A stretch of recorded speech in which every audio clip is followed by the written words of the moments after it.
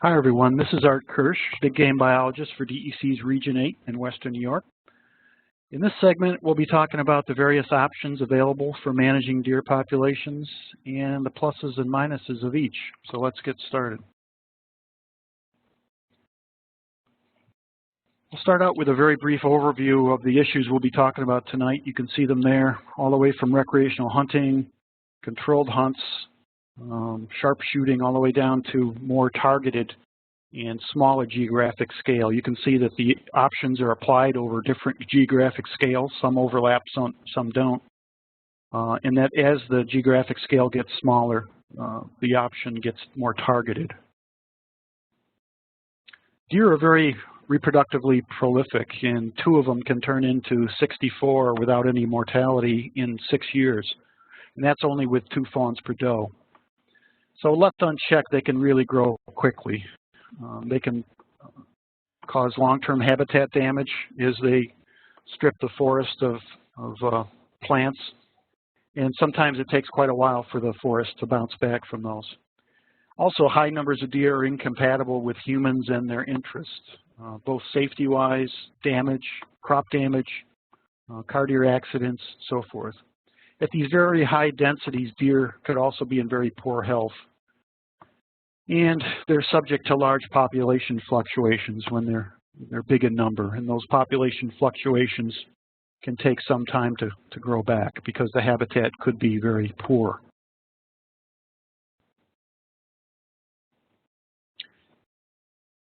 Letting nature take its course is an option. There's many harmful effects noted from that. You can see them there, studies that have been done. And also, letting nature take its course is not really returning things to a natural condition, because really natural condition would be a time when large predators control deer populations, and we don't have that now. So it's really not a natural condition to do nothing. Let's move on to repellents and fencing as an option. These are really for site-specific problems only, not for large scale.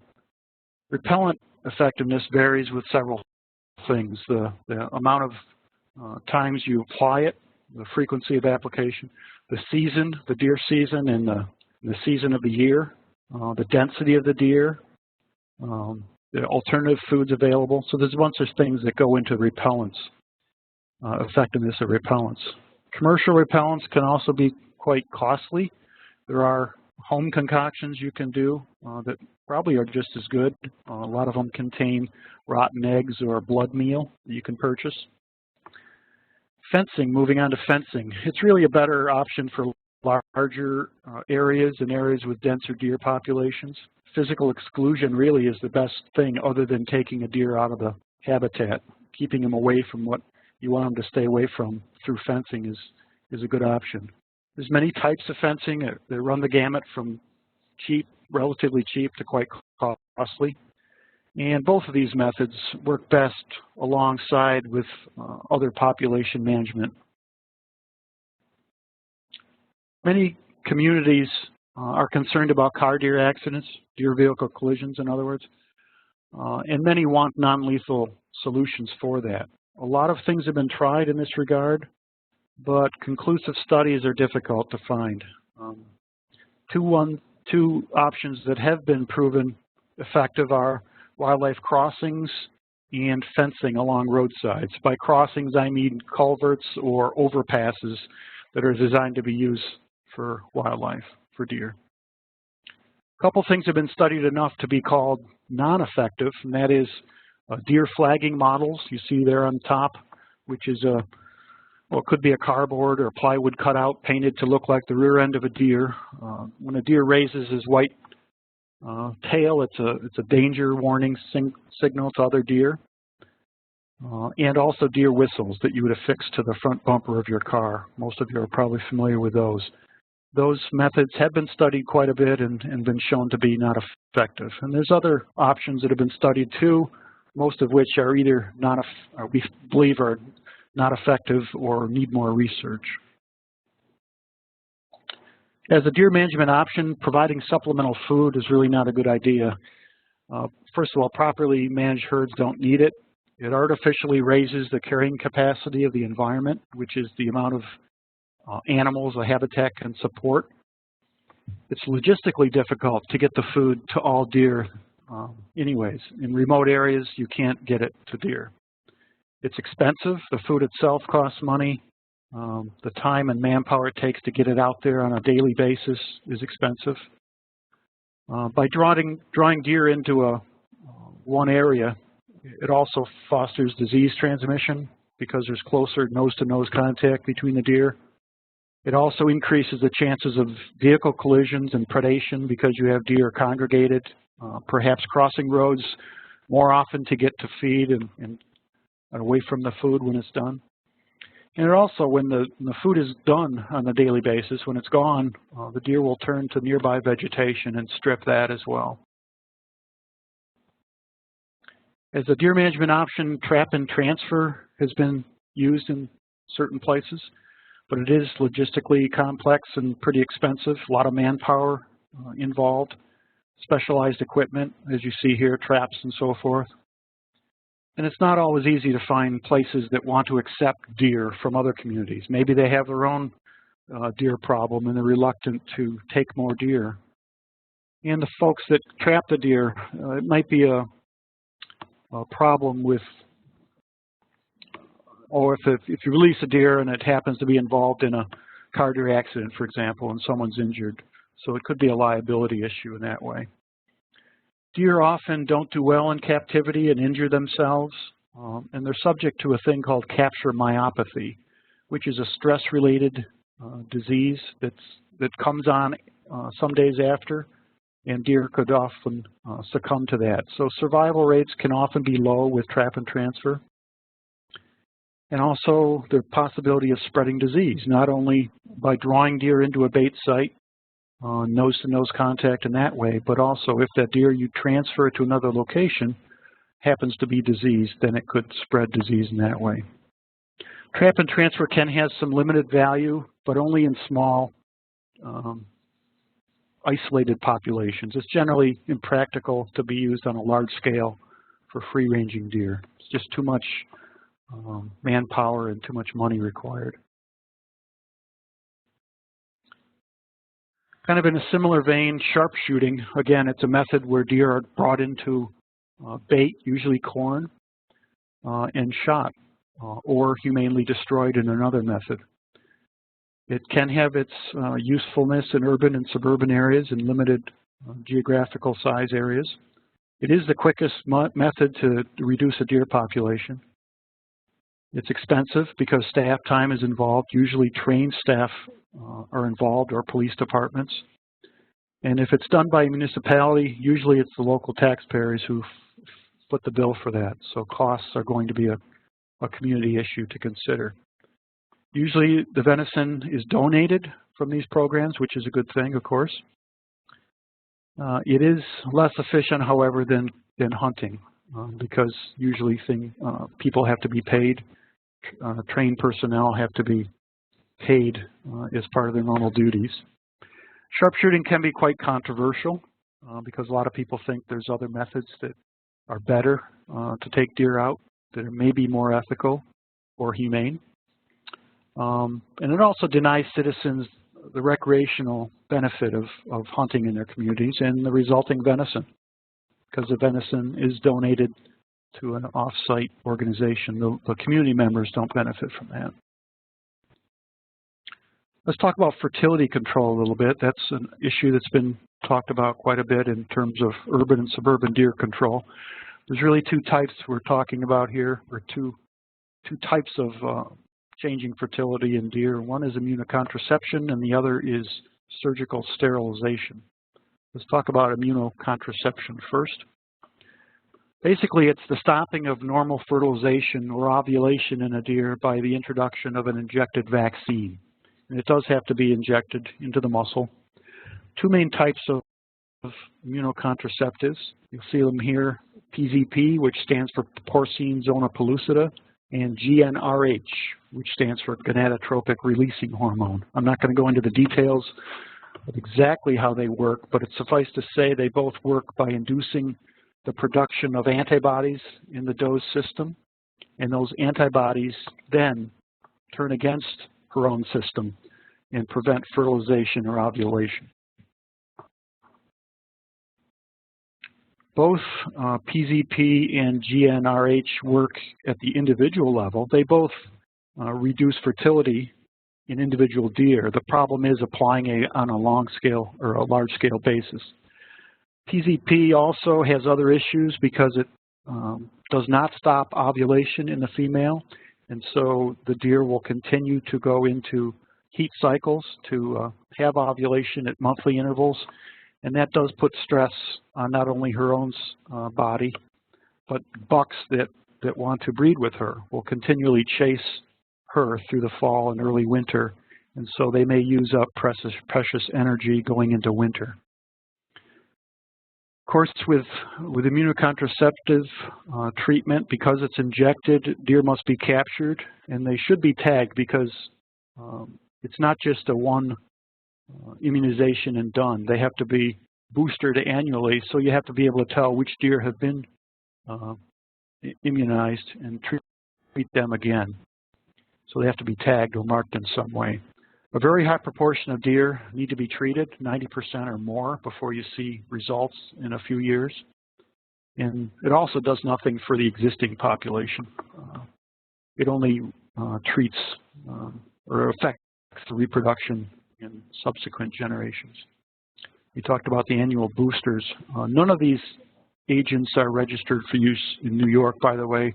They're only considered for experimental use, usually in a bona fide research situation with universities. So they're both considered experimental still, and you need permits from New York State to do that as well. And like the other methods we talked about that may be costly or logistically difficult, these really, immunocontraceptive treatment is only viable for small isolated deer herds, perhaps a business park or an island or a small area that's pretty much cut off from free-ranging deer herds. Moving over to surgical sterilization. This is a one-and-done operation, no pun intended. Once treated, once sterilized, the deer will forevermore be infertile, but it must be done by licensed veterinarians only. The costs are quite substantial, and they also rise as more and more deer are treated. It's relatively easy to catch the first 80% or more of deer, but as more and more deer are treated and less untreated deer are on the landscape, it becomes more difficult to reach those last ones. Those last ones are more smart because they've evaded treatment up to that point, and just the logistics involved in reaching that last 20% makes it quite costly. This method, too, is experimental only, and permits are needed, and it can only be done under a bona fide research situation. And again, a very high proportion of deer must be treated to see results. One of the benefits of sterilization is that you are putting the treated deer back on the landscape. That deer continues to occupy a place in the habitat, and so it prevents other deer from moving in and filling her spot. Moving over to another option that's often discussed, reintroduction of predators, large predators. Basically, we're talking wolves and mountain lions here. They can control deer herds. They have in the past, but usually it's deer herds that are very low density. A densely high deer population is probably not going to be controlled by large predators just because they can't basically eat enough. Predator-prey interactions are complex and variable. We don't know exactly how they work in all cases and what to expect in all cases. Much of New York is unsuitable for introduction of these large predators. Maybe parts of the Adirondacks are, but Western New York, for example, because of the high human habitation, is not suitable. And the big one really with this option is that introduction of predators needs to be both biologically feasible and socially acceptable. And it's really the socially acceptable hurdle that would be a difficult one to overcome, because many people would look at the introduction of these large animals in a negative way, both from their own human safety standpoint, but also from the damage to crops, damage to domestic livestock, maybe pets. So it would be a tough sell, I think. Moving over to regulated hunting as an option. This method has been proven effective, efficient, and inexpensive over and over again. It's really the method used by all state agencies to control deer populations. Not only is it inexpensive, but it is actually a money maker because licenses are sold to hunters. Most states, as we do, manage deer by the issuance of deer management permits, otherwise known as a doe permit, for the taking of antlerless deer, most of which are females. And we can always institute controlled hunts, or communities can also institute controlled hunts, which is basically a regular hunt, only loaded with other conditions to make it more palatable to local communities. Perhaps they would say that hunting could only go on during morning hours, or only on weekdays, or must be done from an elevated tree stand. There's all sorts of controls and conditions that can be placed upon it to make the hunt function better and be more acceptable to a community. And there are many societal and ecological benefits of regulated hunting that go above and beyond just simply controlling the deer numbers. The habitat that deer eat, if deer numbers are under control, the habitat also is going to be home to other species such as songbirds, reptiles, amphibians, other mammals. A healthy deer herd is going to mean a healthy forest for timber products and other structural components of forests, which are important for wildlife. Let's not look past the economic benefits of hunting. There's a whole lot of money spent every year on hunting, both equipment and lodging and restaurants. And also a regulated deer herd that's under control is not going to present too much danger to deer on the highway. Although that danger will always be there at some level, we certainly want to keep that down. Under the topic of regulated hunting is also what we call deer management focus areas. These are areas, urban, suburban areas, that maybe are smaller than wildlife management units. Generally, they're on a township basis or a partial wildlife management unit basis. And we give extra tags out for these areas. You can see there is one here. It's really our only one going right now around Ithaca. We have an additional season for 3 weeks in January, and we can provide additional tags, and up to 2 deer per day can be taken under this program. We also have a program called the Deer Management Assistance Program, which you can think of it as basically a doe permit for an individual property instead of a whole wildlife management unit. It is for antlerless deer only. It's for site-specific management. Most are issued to farmers for agricultural damage. But because the farmer can distribute these permits to folks, it does foster improved landowner-sportsman relations. And there are other categories other than farming. Most are issued for farming, but there are other categories like forest damage and municipal permits that can be issued. Deer damage permits is the epitome of site-specific deer management. This is when the removal of deer from a property can't wait till deer season. This is generally for farmers, antlerless deer only again. Many standard conditions go on these permits that the hunters must follow. We encourage venison donation to be used. And really, it's only a drop in the bucket of deer that are taken under this program. Only about 2.5% of statewide deer take is deer under this program. And they're being used more and more for suburban deer management as well. It's cheaper than sharpshooting. This is a graphic similar to the one we showed initially, but it's a graphic that shows the geographic scale on which hunting can be. We talked about the various types of hunting that can go on. Like the options of deer management, the hunting options can be applied at various scales. They're best applied at various scales, and they get more focused as the geographic area diminishes. Let's shift to conclude here. Let's shift over with a few slides about community-based deer management. This is really one of the top wildlife programs across the whole country, this notion of controlling urban and suburban deer populations. There's a lot of challenges that go with this. Generally, this starts out with recognition of a problem within the community, that some kind of a problem exists. So it starts out with a high awareness that an issue is there. And the issue should be clarified. Is there really a problem? Does it rise to the level of going further? If it's only one person that has an issue, it's probably not worth the community expending resources on. There's also a belief that the problem exists, but also that something should be done about it. Maybe a problem exists, and as I said, it doesn't rise to any higher level, and nothing needs to be done. After the recognition phase, things gel a little bit more, and management objectives are discussed.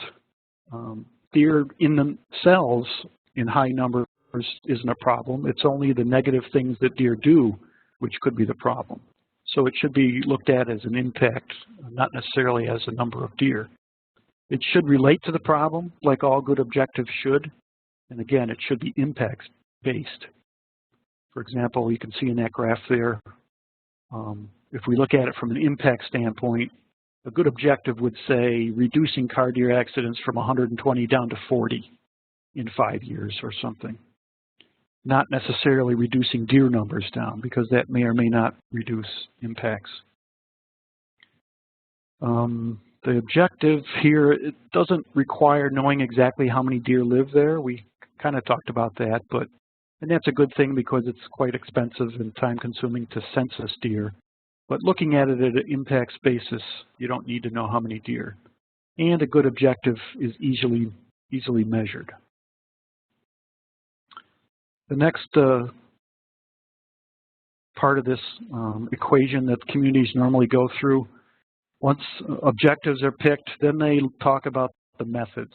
What are acceptable methods for the community to use? Quite often communities want to jump straight to methods and actions. And it's always good to talk about the earlier phases of this before you jump in, because some people might not even think there's a problem. As far as methods, they have to be acceptable to the community. They have to be reasonably cost efficient, because generally communities are paying for these things. There has to be a fairly good timeline for folks to expect benefit. And there should be a pretty high potential for success, or else it's not much worth going down that road. After identifying the methods, then we talk about the actions and selecting the actual acceptable actions that the community likes. And then implementation phase, of course. After that, it's always good to evaluate a program. Did it work? Did it solve the problem that was identified in the first few steps? And so it's a good, and sometimes this changes over time as well. Maybe things have shifted. Maybe the problem is clarified over time and it's slightly shifted. The evaluation should always go back towards the problem that it was originally designed, or the shifted problem. And evaluation also always goes back into the earlier stages and improves the process for next time. So I guess it does sound like a community deer management issue can be a long time in solving. It doesn't always have to be. Quite often it takes a couple years, but it depends on the community. But we can build this capacity, this ability for a community to handle processes like this, problems like this. Communities should take advantage of other communities that have gone before. There's a lot of good information out there from other communities, and so they don't have to reinvent the wheel all the time. And success is possible. It sometimes looks like a hard road, long road, but other communities have done it, and your community can do it as well. Lastly, there's a lot of help available from DEC. And as I said, from other communities, a lot of good publications, many of which are put out by Cornell Cooperative Extension. They have a great website you can go to. You can get a lot of these publications. It's very good reading. And you can always call the DEC up or Cornell Cooperative Extension and ask them, give them, if you have questions on deer management, any problems or questions on how to handle deer in your area. So that concludes our segment on deer management options. Please stay with us as we continue our webinar.